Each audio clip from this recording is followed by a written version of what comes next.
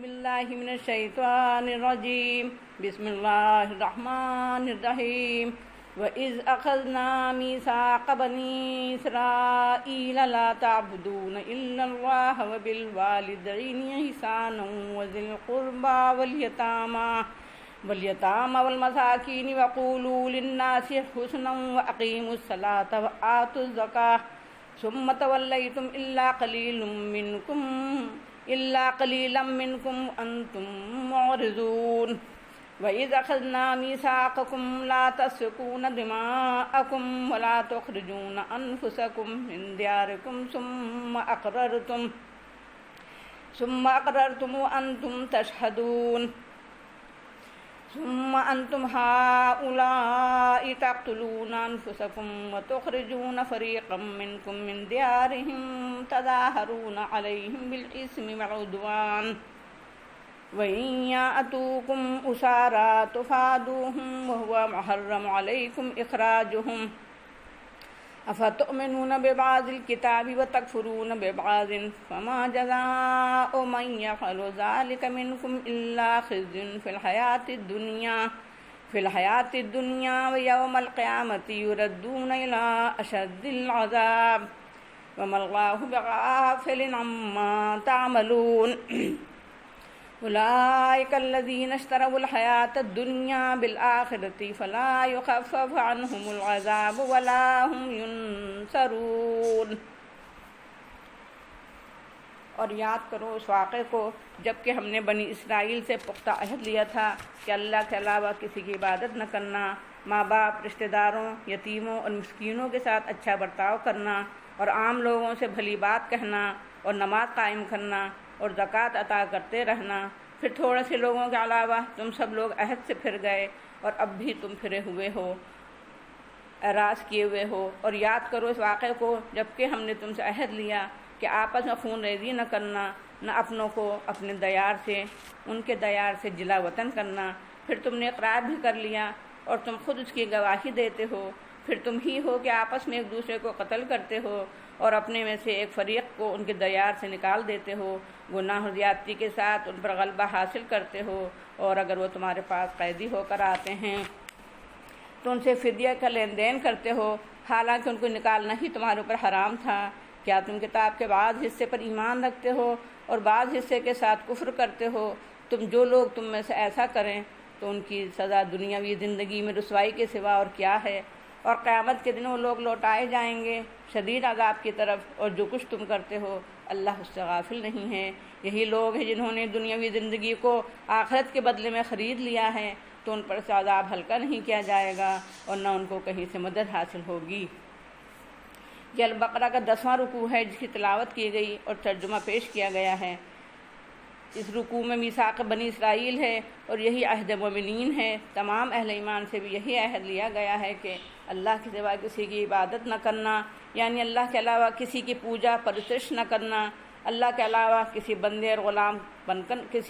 اور غلام بن کر نہ رہنا، اور اللہ کے علاوہ کسی کی اطاعت نہ کرنا۔ ہاں، اللہ کی اطاعت کے تحت دوسروں کی اطاعت ہو سکتی ہے، اللہ کی اطاعت کے برخلاف یا اللہ کی اطاعت سے آزاد کسی کی اطاعت ہرگز جائز نہیں ہے۔ یہیں سے یہ بات بھی ظاہر ہوتی ہے کہ غیر الہی قوانین پر چلنا بھی اہل ایمان کے لیے جائز نہیں ہے۔ ماں باپ کے ساتھ حسن سلوک سے پیش آنا اور ان کے ساتھ اچھا برتاؤ کرنا، والدین اور ماں باپ کے ساتھ حسن سلوک میں جو چیزیں شامل ہیں وہ یہ ہیں: ان کا دل سے ادب و احترام کرنا، ان کی عظمت کو تسلیم کرنا، ان سے محبت رکھنا اور ان کے احسانات کو تسلیم کرنا، ان کی اطاعت کرنا اور ان کا کہنا ماننا۔ البتہ اللہ تعالیٰ کی نافرمانی کی صورت میں ان کی اطاعت جائز نہیں ہے۔ ان کی خدمت کرنا، ہر طرح ان کو آرام اور سکھ پہنچانے کی کوشش کرنا، ان کو اف تک نہ کہنا اور ان کا دل دکھانے سے پرہیز کرنا، ان کی زندگی میں اور ان کی وفات کے بعد ان کے لیے دعائے خیر کرنا، باپ کے دوستوں کو اچھا سمجھنا اور ماں کے سہیلیوں کو خالہ سمجھنا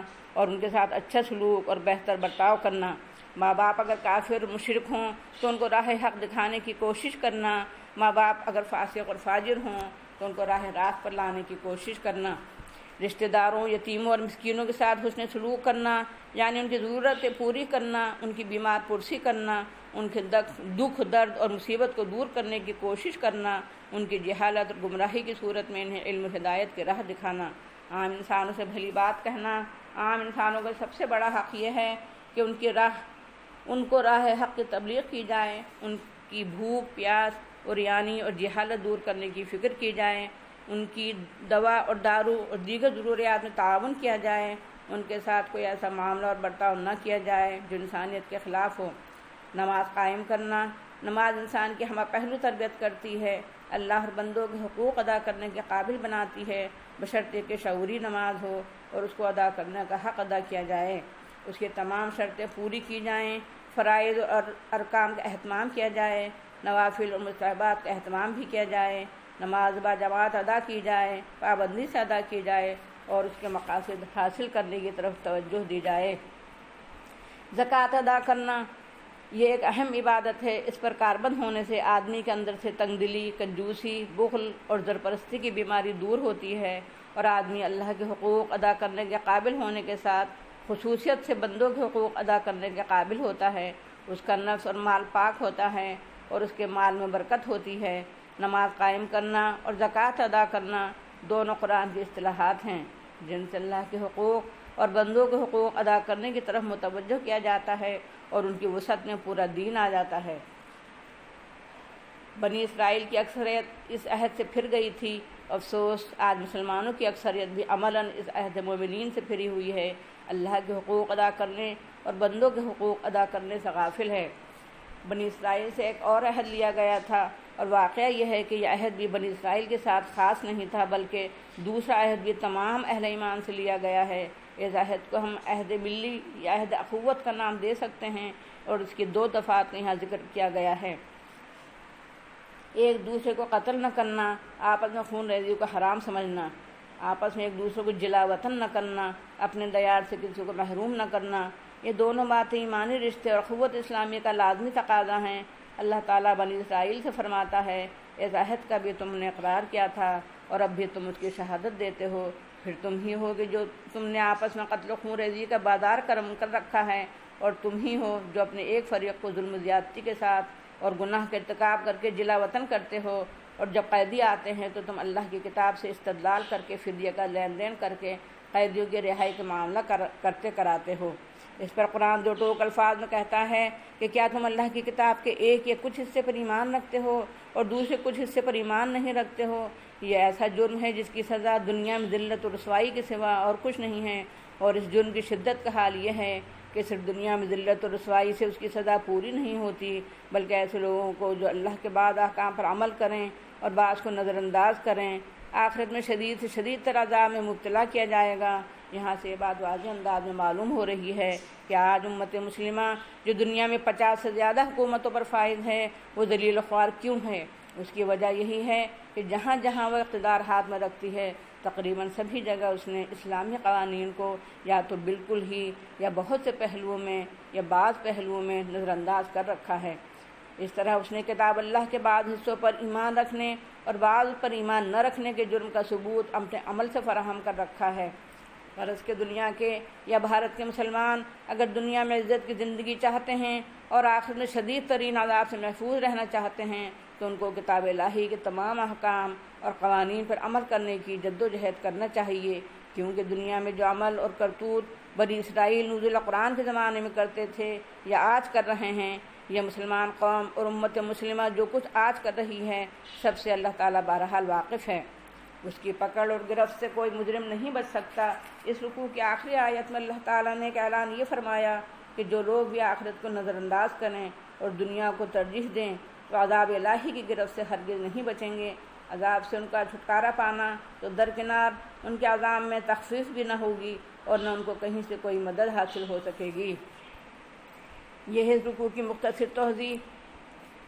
آئیے اس کے پوائنٹس میں نوٹ کر لیں تاکہ مزید غور و فکر میں ان سے مدد لی جا سکے اور ان کو ذہن نشین کرنا اور ان سے ہدایت لینا آسان ہو۔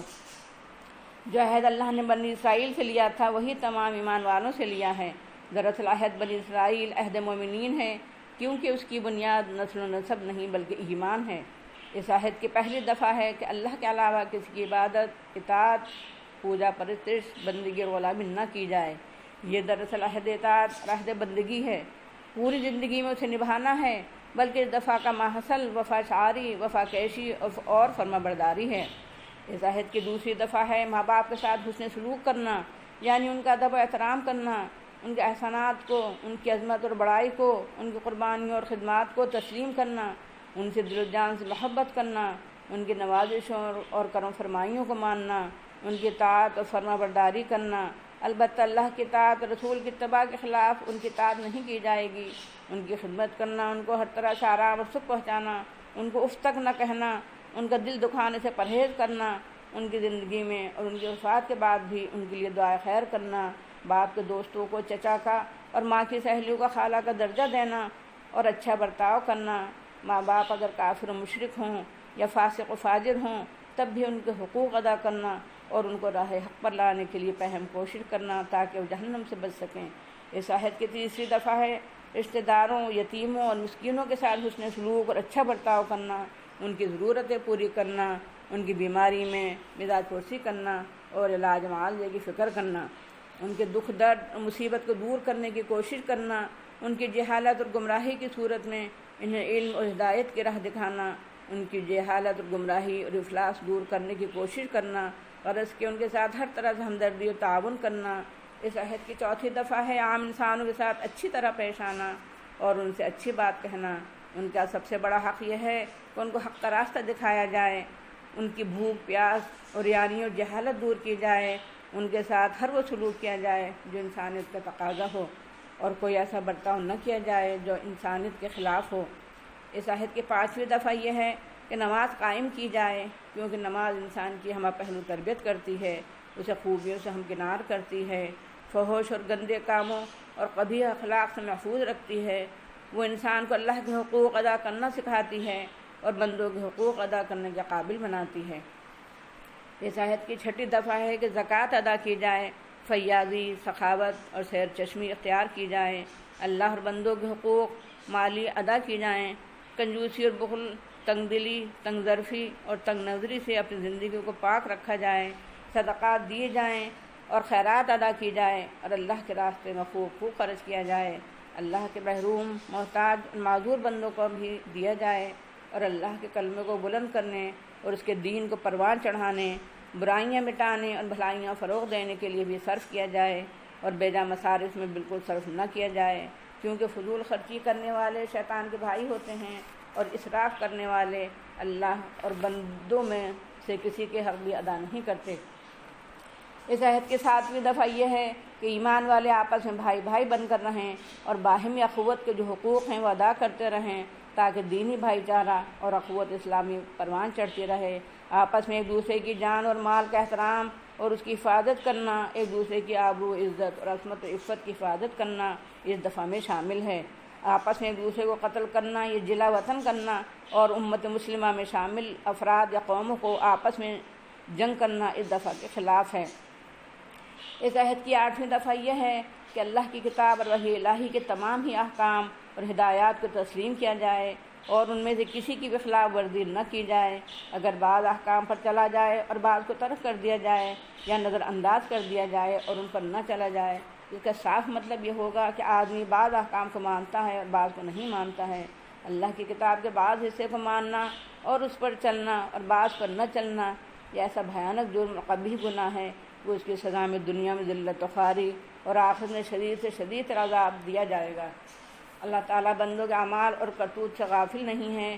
جو لوگ اللہ کے کیے ہوئے عہد پر قائم نہ رہیں، ایسے لوگ دراصل آخرت کے بدلے دنیا خرید لیتے ہیں اور دنیا پرستوں و آخرت فراموش لوگوں کی سزا اور عذاب میں تخفیف نہیں ہوگی، وہ عذاب سے بچنے کے لیے کہیں سے امداد بھی حاصل نہ کر سکیں گے